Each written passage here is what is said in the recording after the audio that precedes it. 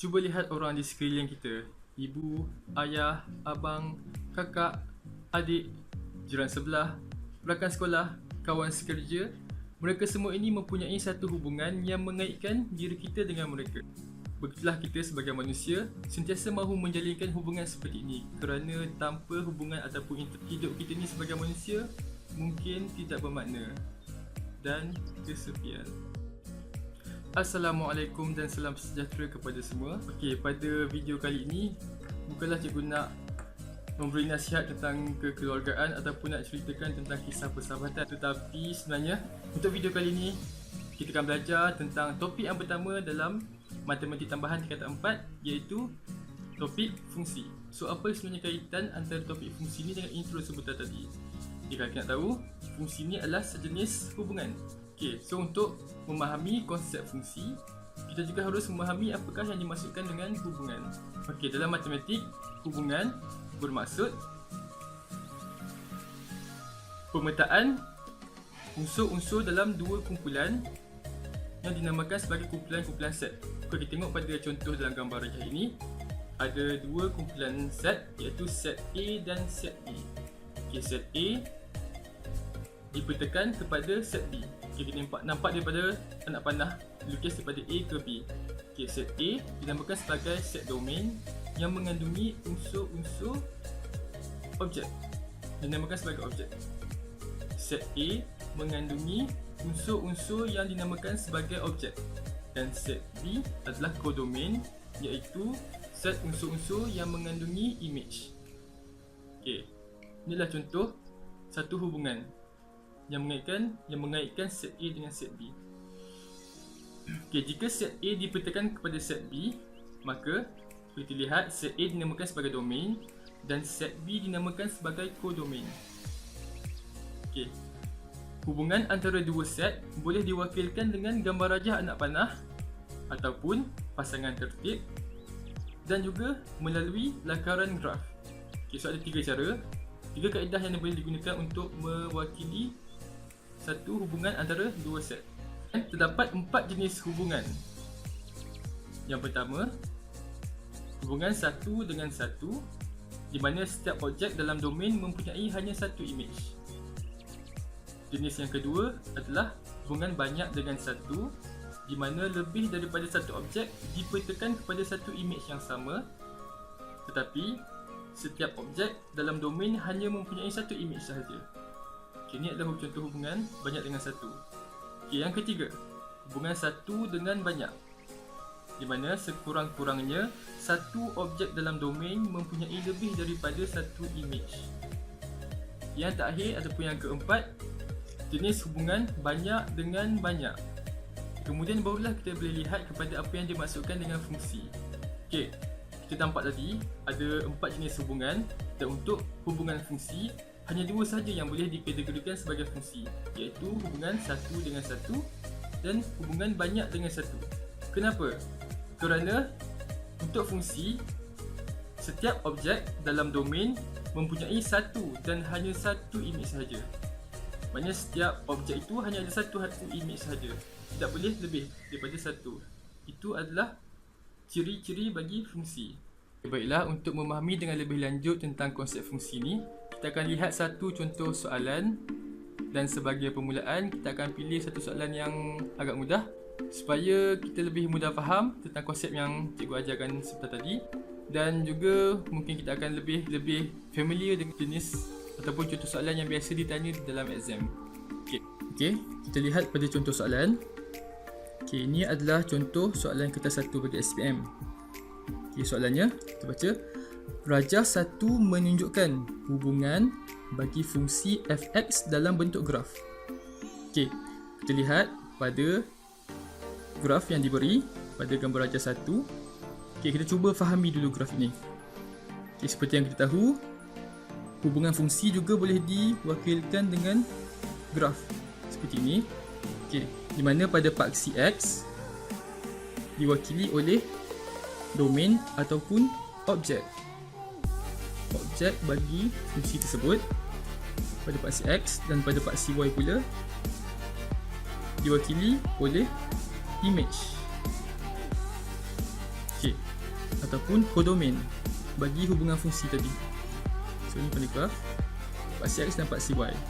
Okay, dan dilukis satu lengkungan fungsi di sini, dan lengkungan ini adalah mewakili hubungan pemetaan bagi fungsi dia. So mana fungsi fx ni, hubungan antara objek dan image-nya diwakili oleh lengkungan graf ni. Okay, contoh.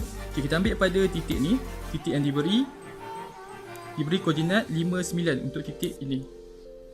Okay, daripada titik ni kita boleh faham bahawa 5 adalah koordinat X dan 9 adalah koordinat Pak CY.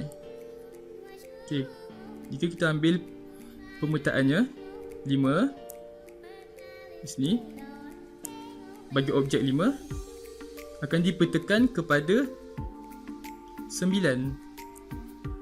Maknanya objek 5 dipetakan pada image 9. Okay, untuk lebih faham, kita cuba wakilkan hubungan ini pada gambar rajah ni, gambar rajah anak panah. Okay, kan lebih senang, supaya lebih senang kita nampak. Okay, maknanya 5 pada objek, ataupun kalau biasa, kalau cikgu lebih prefer instead of objek dengan image, kita gunakan istilah input dan output. Okay, sebabnya istilah ni lebih mudah difahami. Input dan output. Input adalah objek dan output dia image. Okay, maknanya bila kita masukkan input 5 dan akan memberi output 9 sini. Okay, so untuk fungsi f memetakan input 5 kepada output 9. So kita boleh nampak dalam gambar rajah anak panah ni. Ataupun kita wakilkan pula dalam bentuk persamaan fungsi. Maknanya fungsi f dengan input 5 akan memberi output 9. So tu maksud dia bagi ni gambar rajah graf ni. Kita nampak daripada gambar rajah graf kita boleh dapat daripada contoh ni titik 59 fx 5 objek akan memberi image 9, ataupun dalam bentuk persamaan f dengan input 5 outputnya 9. Okay, kita tengok pada soalan yang pertama A. Soalan yang tanya, apakah jenis hubungan itu? Okay, seperti yang kita tahu, hubungan ada 3 jenis. Ada 3 jenis hubungan. Kita senaraikan. Yang pertama, satu dengan satu, ataupun banyak dengan satu, ataupun satu dengan banyak. Okay, kita tahu kan, kita dah belajar tadi. Okay, kita tengok pada fungsi yang diberi ni. Okay, kita lihat kerana bentuk graf yang melengkung ni, okay, bentuk graf melengkung akan menyebabkan jika kita petakan satu image, contoh kita ambil image 4 ni, lukiskan satu garisan pada graf. Okay, kita akan nampak image 4 ni akan menyentuh pada 2 titik pada lengkung. So bila kita tarikkan atau kita tengok pemetaan dia, kita boleh nampak bahawa image 4 ni mempunyai 2 objek, iaitu di sini objek yang pertama, dan juga di sini objek yang kedua. Okey, nampak? Disebabkan lengkung ni lah yang menyebabkan jika kita ambil ataupun kita petakan image 4 ni adalah dipetakan daripada 2 objek, 1 dan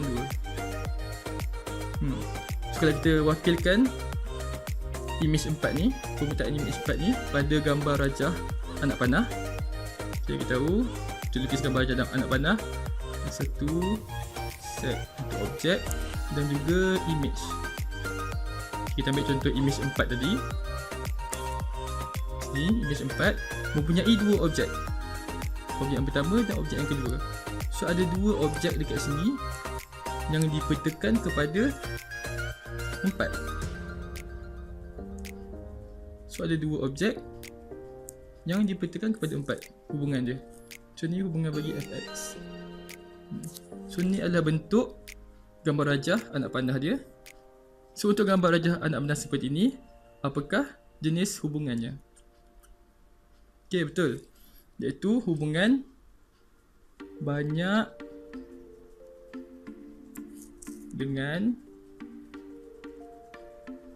satu. Okey, ini adalah jenis hubungan iaitu banyak. Iaitu di sini di objek ni ada dua yang dipetakan ataupun dihubungkan dengan satu saja image. So banyak dengan satu. Okey, faham? Dan kemudian kita lihat pula pada soalan B. Soalan dia, apakah julat kodomain untuk domain 0 hingga 13? Tanya di sini julat bagi kodomain iaitu julat bagi image di sini pada part CY untuk domain nilai X di part CX antara 0 hingga 13. Okey. Lepas ni ditanya nilai bagi kodomain untuk domain 0 hingga 13. Okey, untuk menjawab soalan ni kita cuma lihat antara 0 hingga 13 ni grafnya adalah keseluruhan graf. So maka julat bagi kodomainnya adalah nilai, kita ambil dulu tengok nilai yang paling minimum dalam graf. Nilai yang paling minimum di sini hinggalah nilai yang paling maksimum. So nilai yang paling minimum adalah 1 dan yang paling maksimum di puncak graf ni adalah 9.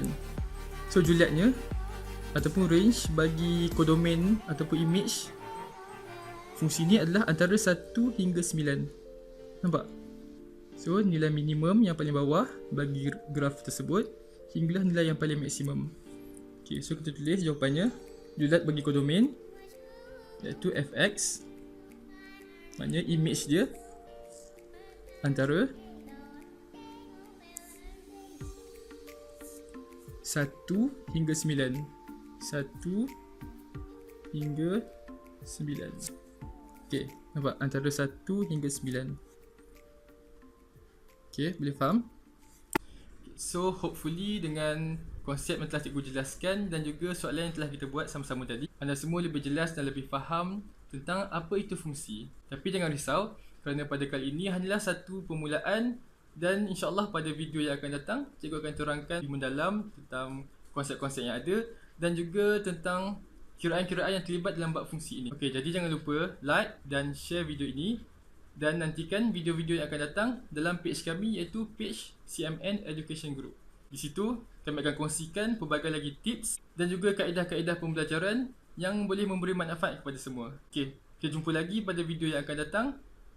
Okey, bersama saya Cikgu Reki. Terima kasih kerana menonton.